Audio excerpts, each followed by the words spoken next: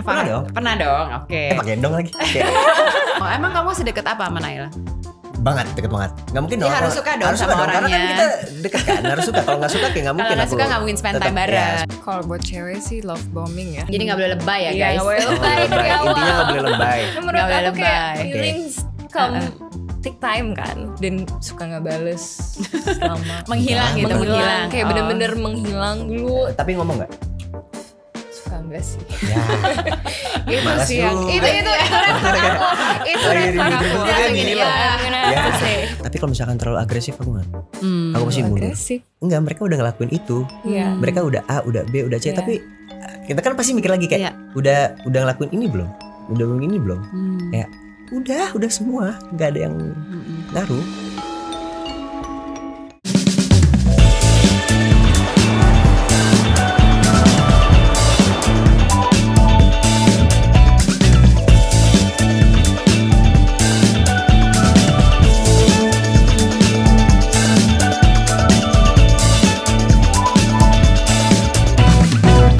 Kita kedatangan tamu 2F deh. Nama depannya 2F. Jadi yang satu namanya Fredrika. Hai, welcome. Hai. Terakhir kita lihat Fred di TS Talks adalah 2 tahun yang lalu. Jadi waktu cepat berlalu. Dan juga Fahad. Hai. Hai. Fahad Hydra namanya keren ya. Dia ntar lagi main di Avengers. Oh iya. The Beginning kan belum ada kan? Kan udah Endgame ya. Jadi kita ulang lagi. Sekarang The dari awal lagi ya. Kita ulang lagi. Dan Fred, hello. Tapi mungkin sebelum kita bahas projectnya, kita pengen kenalan dulu sama kalian lewat Oke. game. Judulnya F juga nih, Feel the Fact. Hebat ya, cocokin nama-namanya. Feel the Fact. Oke, Oke. first one. Aku nggak akan bisa jadi aktor dan aktris kalau tidak titik. Kalau tidak berani explore. Kalau tidak brand explore, oke. Nah, di Karena kepala. awalnya dari Itu dari kepala saya. karena awalnya dari beauty pageant dulu kan, terus tiba-tiba dapat Bener. tawaran acting. Acting Iya. pertama kali siapa yang nawarin? Dari MD. Dari MD. Iya. Was it sinetron, series? Series Layangan Putus. Oh iya. kemarin. Yang terakhir kita. Layangan putus guys. Siapa yang nggak tahu layangan putus? Nah itu pertama kali aku juga ngelihat Fred di ini. Aku saat itu ingat lagi COVID. Jadi waktu itu nonton apa ya gitu yang bisa di binge gitu. Akhirnya nonton layangan putus loh. Iya. Seru banget. Jawabannya masa nggak boleh sama dong. Iya, nggak bakal sama ini. Aku nggak akan jadi aktor kalau tidak. Ini Libra Keluar banget ya dari dia. zona nyaman. Kalau tidak keluar dari zona nyaman. Oke. Iya, Libra banget Good ya. answer. Ah, Mikir banget ya. kamu Libra Iya. banget lama Iya, ya mikirnya maaf ya. Indecisive. Can you name, mungkin bisa sebut siapa satu orang yang menurut kalian mendorong kalian ke dunia acting, atau mungkin yang lebih banyak berjasa nawarin kesempatan? Ada nggak? Mungkin dari Fahad sama Fred bisa beda ya. Kalau aku awal sebenarnya emang basicnya aku pemalu banget. Kelihatan. Aku awkward banget orangnya. Iya ya. Terus? Dan pertama kali ditawarin juga itu aku lagi bareng sama teman-teman, lagi main aja gitu nongkrong, tiba-tiba ditawarin, dikasih kartu nama untuk ikut casting dan lain-lain. Cuma karena aku maluan, jadi kayak aku kayak cuma oh iya. Habis itu udah nggak aku hubungin sama sekali, Oke. Terus? nggak aku hubungin sama sekali. Habis itu kan aku masih sekolah. Jadi pada saat libur sekolah 2 minggu, aku bingung 2 minggu mau ngapain. Terus ingat pernah dikasih kartu nama, baru aku hubungin dari situ. Terus apa waktu Terus itu apa ternyata? yang ngedorong juga sebenarnya gara-gara itu tadi aku mau keluar dari zona nyaman. Jadi kayak, Ternyata apa? Kartu nama itu si agent atau Agent. produser? Agent, oke. iya, Jadi tawaran pertama apa? Was it modeling, iklan, atau langsung acting? acting, Langsung acting. langsung acting. Dan wah parah, aku nggak bisa banget depan kamera dulu.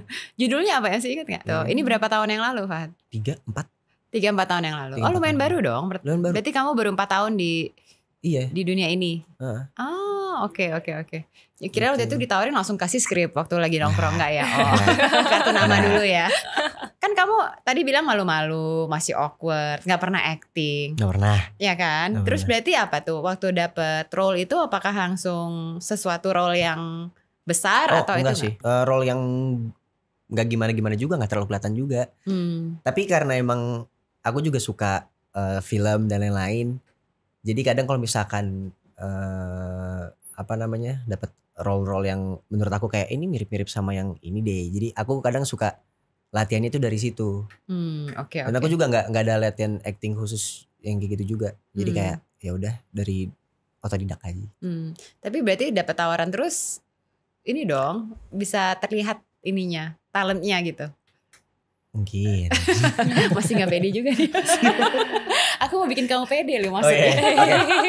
Oke. Maksudnya bikin kamu. Kalau Fred kan pertama kali layangan putus langsung role-nya kelihatan loh. Maksudnya it's a pretty important role ya. Iya. Ya mungkin I owe that to Putri Indonesia juga karena sudah ada ini ya. I've built also a career through that.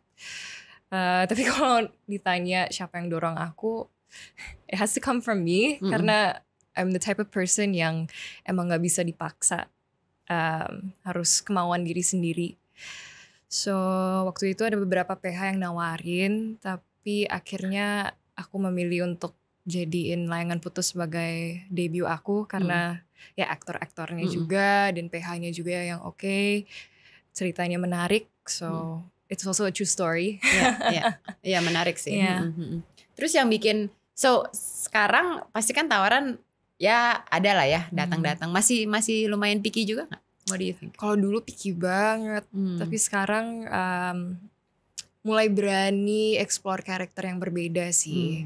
Kalau karakter aku di sini di Racun Sangga benar-benar berbeda dibandingin diri aku sendiri. So karena udah lebih nyaman dengan acting dan lebih berani percaya skills aku.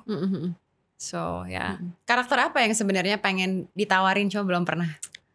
Waduh, kepengen sih main di film action. Oh action ya? Itu banyak yang pengen ya film action ya, karena memang mungkin gak banyak kali ya di Indonesia ya.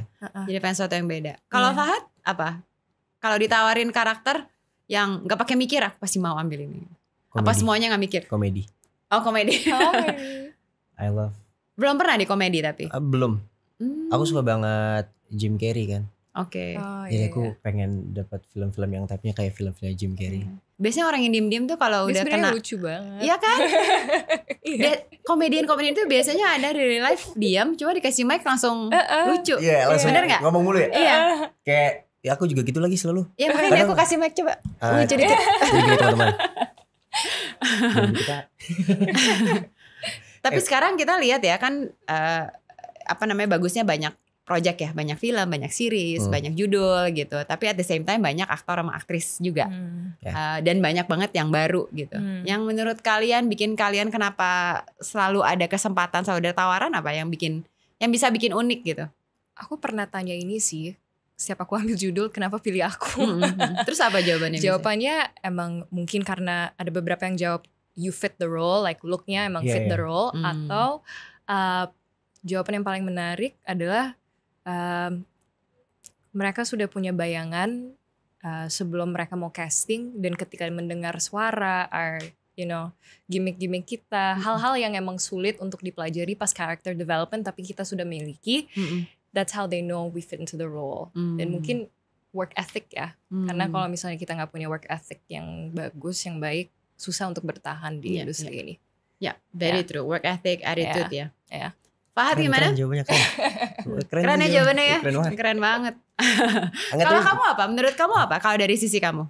Bener yang kata Fred tadi, misalkan dari role yang emang udah ada, pasti mereka punya bayangan siapa yang kira-kira cocok untuk meran ini, dan ujung-ujungnya juga kita tetap screen test kan untuk role itu kan. Jadi mereka tetap ngelihat dari bayangan mereka, bener gak nih kalau aktor ini tuh cocok untuk memerankan ini atau gimana. I see. Oke. Feel the fact berikutnya. Saat mencari pasangan, aku akan jadi realistis saat titik-titik dan jadi idealis saat titik-titik. Jadi kamu pernah pacaran nggak?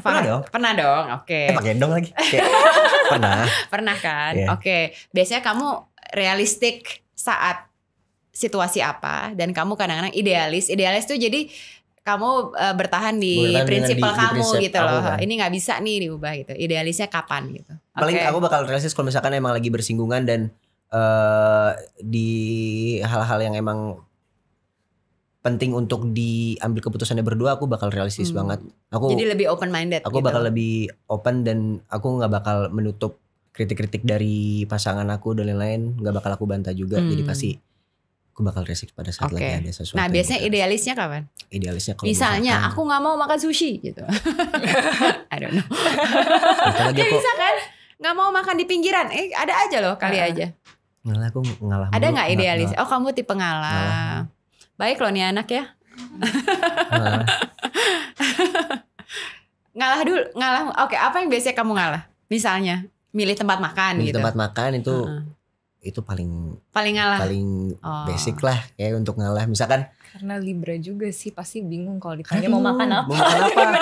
mendingan ceweknya aja. Orang lain aja yang decide gitu. Tapi keseringan kayak gitu, misalkan kayak mau makan apa, terus aku yang jawab kan kayak terserah. Ini yang perempuan siapa ya? Tapi pernah nggak misalnya kamu bilang terserah, ya udah kita makan ayam goreng yuk, nggak mau gitu, kamu gitu. Padahal kamu ngomongnya terserah.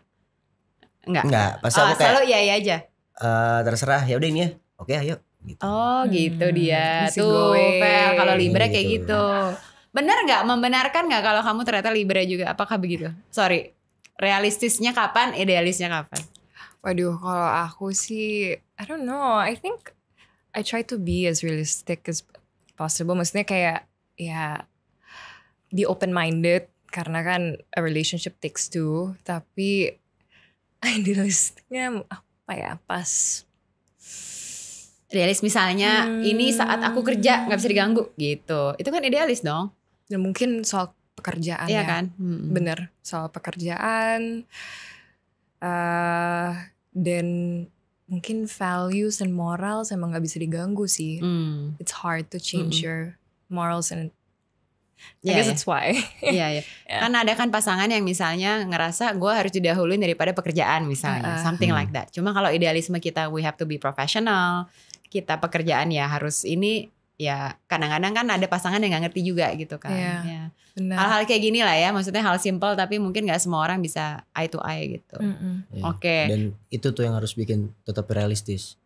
Harus realistis ya. Itu harus realistis. Benar-benar. Pekerjaan itu gak bisa. Iya. Iya benar. Ini jadi serius ya. By the way ini terakhir kan kita ngobrol-ngobrol sama Naila kan. Naila Purnama dari film Vina. Kita sempat bikin game sama dia. Milih antara dua cowok.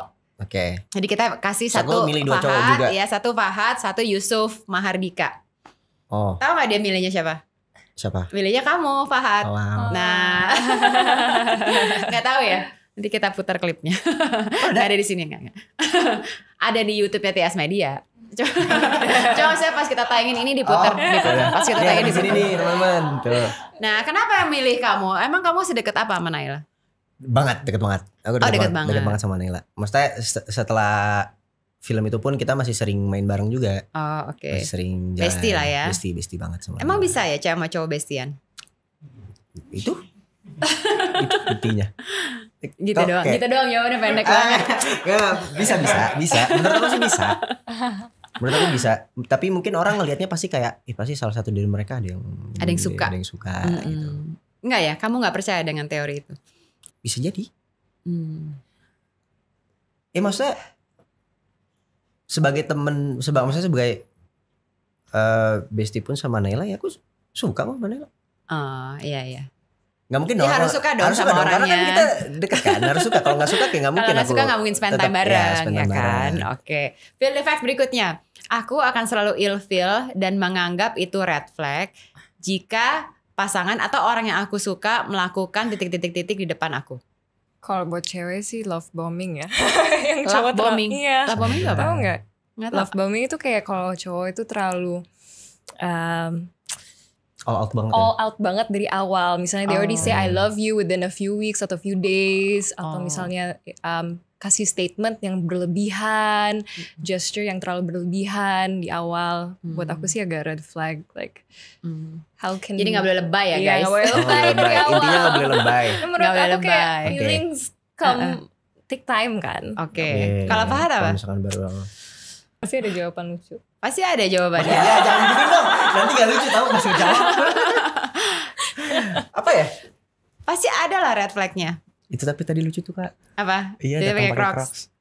Ya kan lucu kan? Lucu. Atau suka kentut in public gitu. Atau apa gitu. Ya ampun itu kayaknya bukan aku biasa doang ya. sih. Kayak ini gak tahu sih sama atau enggak. Tapi kalau misalkan terlalu agresif aku gak. Aku pasti mundur. Agresif yang kayak terlalu nunjukin banget dia tuh suka. Iya. Try too hard ya. Try too hard banget. Jadi ya, kamu ya. lebih suka di chase. Maksudnya kamu yang chase dia, bukan dia yang chase kamu. Nggak try so hard lah intinya kan. Ya, ngerti. Kadang misalkan kayak aku nih nggak ngomong, aku tuh suka sama ini perempuan gitu. Terus tiba-tiba berjalan waktu, dia yang tiba-tiba suka. Ya maksudnya dia ternyata suka sama aku, terus dia yang kayak nyoba banget buat dekat gitu. Aku malah jadi kayak nggak jadi deh. Jadi males gitu ya. Nggak deh. Tapi kalau kamu ternyata suka juga, seneng dong. Apa? Kalau ternyata kamunya juga suka, itu kayak tadi. Jadi malah ilfil. Aku gak jadi ilfil kalau misalkan kayak udah gue aja yang ngedeketin, lu jangan ngedeketin gue gitu.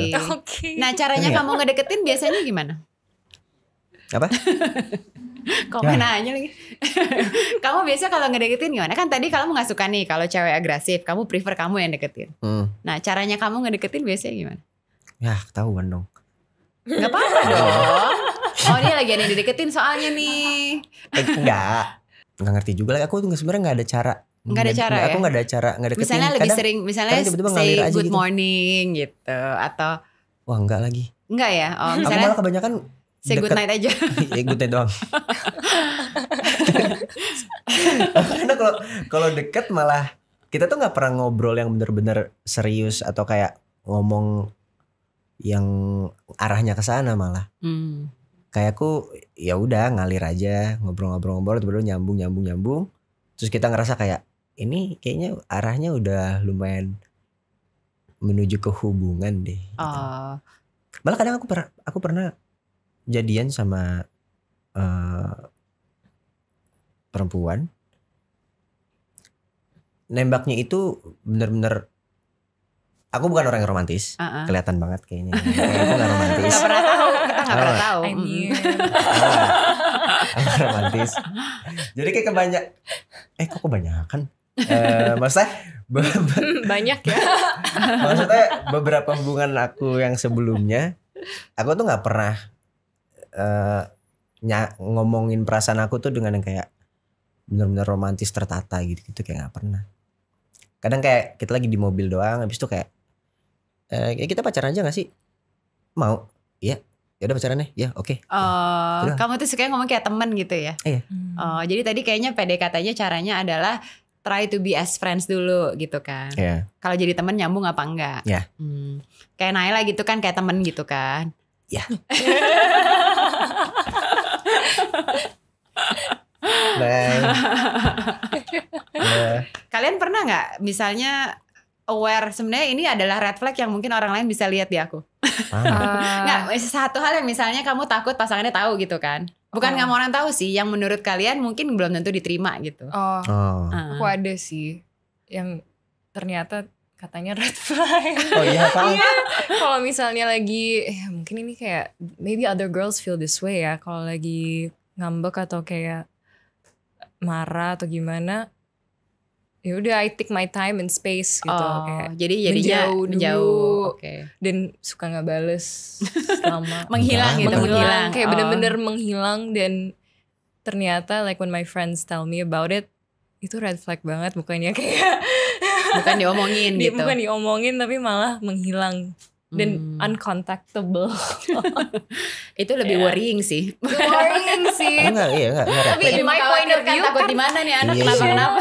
Tapi my point of view karena kayak nggak mau kalau lagi emosi nggak mau confront, karena pasti kalau di emosi dilawan sama emosi justru kayak berantem atau gimana gitu. Jadi mendingan take your time, cool off dulu. Tapi ngomong nggak? Suka enggak sih? Ya. Itu sih yang itu red flag aku. Gini ya.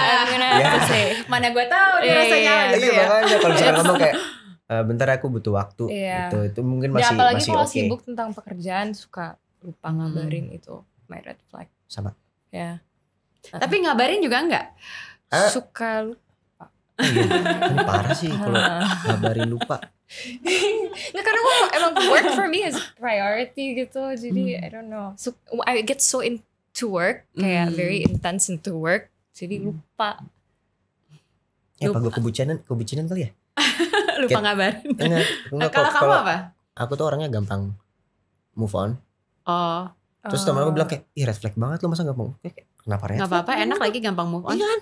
Itu mah kelebihan aku liatnya. Iya. Enak kan, jadinya gak berlarut-larut kan?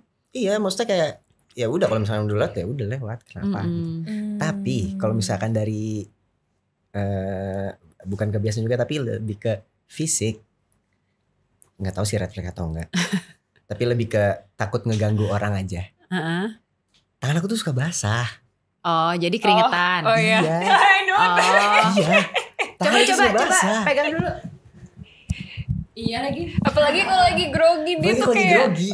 Ini grogi, ini gak grogi dong. Dikit. Ini bisa diedit-edit kok. Oh gitu. Nggak, itu ada, there's a medical reason for that actually. Bukan karena grogi. Ada sesuatu, bukan sesuatu yang jelek. Cuma bisa dari misalnya dietnya. Ada makanan yang gak cocok. Atau ada peredaran darah yang gak sesuai. Baca deh. Ada, itu ada. Symptomsnya adalah tangan suka basah. Misalkan di pada saat mau tag juga sama Fred, aku kadang kayak misalkan aku harus into dia atau apa kayak nih sore ini tangannya basah gak apa-apa kan gitu. Kalau itu grogi beneran. Iya. Tapi atau kalau misalkan lagi jalan gitu sama orang terus mau biasanya kan gandingin gitu kan kayak. Jadi kadang suka kayak jangan lagi basah tangannya. Oh, ini aja, jadi cewek kamu nanti pacar berikutnya harus diin kaos tangan aja. Iya. Ya. Tapi biasanya mereka juga kayak ya udah nggak apa-apa, kenapa sih emang lebay gitu. Menerima. Nggak apa-apa lah, it's not a red flag. I think it's just something yang ya udah bagian dari kamu aja kan. Apalagi dulu pas lagi sekolah, kalau misalkan ujian tuh masih pakai kertas kan. Itu tangan aku pasti aku taruh tisu dulu, jadi nulisnya di bawah tisu gitu. Oh, kalau nggak basah. Kalau nggak basah kertasnya. Oh, oke. Masih. Tadi kayak salaman nggak basah sih? Enggak sih, aku rasanya nggak basah. Belum grogi. Grogi sekarang. Oke, feel fact berikutnya. Aku akan selalu ada bersama pasanganku meskipun dia titik. Menerima misalnya, menerima masa lalunya. Meskipun dia itu udah pasti. Iya dong. Kan Biasa ada hal-hal yang aja. kita nggak bisa terima ya. Karena ternyata kan kalau memang pasangan udah menikah malah lebih menerima banyak cobaan ya, musibah. Bener nggak? Seperti film Racun Sangga. Nyambung masuk. Lagi. Nah, Racun Sangga ini kan kalau kita lihat posternya kan kayak film horor ya, seperti film horor ya. Karena kan mungkin banyak ilmu hitamnya lah. Sejenis ilmu hitam yang ternyata dari true story di Kalimantan. Gitu. Nah, sebetulnya filmnya sendiri kalau kalian bisa mungkin share sinopsis singkatnya itu sebetulnya apa sih? Jadi secara singkat sebenarnya Racun Sangga ini bercerita tentang pengantin baru muda yang baru saja menikah, dan di bulan-bulan awal atau bahkan di pernikahan yang masih sangat baru itu mereka sudah diberi cobaan, yaitu santet dari Kalimantan nama Racun Sangga, dan mereka harus mempertahankan rumah tangganya karena santet ini juga bertujuan untuk memisahkan rumah tangga mereka. Padahal baru nikah ya? Baru nikah. Dan ini yang serem sebenarnya ada orang benerannya ya. It's a true story. Ada toko asli. Ada toko aslinya. Jadi sebenarnya ini udah pernah viral di Twitter, di X ya. Jadi sebenarnya orang yang kalau ngikutin udah tahu dong berarti endingnya apa ya?